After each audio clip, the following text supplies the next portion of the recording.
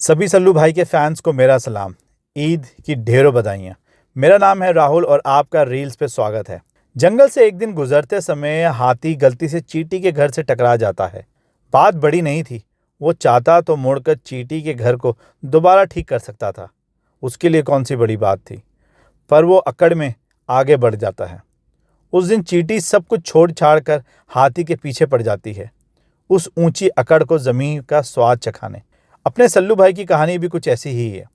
फिलहाल आज सल्लू भाई के घर के बाहर गैलेक्सी अपार्टमेंट पर फायरिंग हुई। किसी को कोई नुकसान तो नहीं पहुंचा, पर हाँ, सिक्योरिटी थोड़ी और बढ़ा दी गई है। हमलावर कौन है वो शायद हम सबको थोड़ा आइडिया ही है। मुंबई पुलिस भी अपना इन्वेस्टिगेशन कर ही रही है। वैसे अपने इस जंगल की कहानी भी कुछ वैसी ही है। कोई चाहकर भी सल्लू भाई को इग्नोर नहीं कर सकता। सूरज को भी भला कोई आंखें झुका के देख सकता है।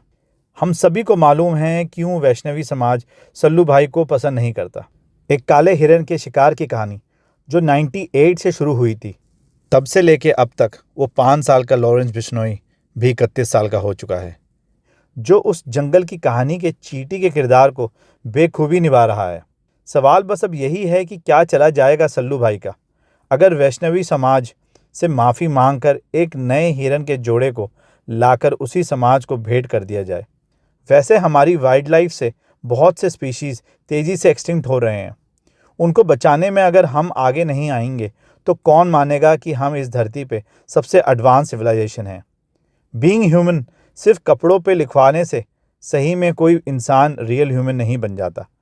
वक्त है और सही है सलमान भाई अपनी शालीनता और उदारता पे कायम रहें, जिसके लिए वो जाने जाते हैं। तभी तो करोड़ों लोगों के दिलों में वो बसते हैं। तो भाई से ये हाथ जोड़ के एक गुजारिश है कि आगे बढ़ें और माफ़ी मांग कर उस चींटी का भी मान रखें, क्योंकि अंत में चाहे हार किसी की भी होगी, गिरेगा बस अभिमान और घमंड ही। लोग पाकिस्तान और दुबई में अपने घरों में शेर पालते हैं, शेर जो जंगल का राजा कहलाता है।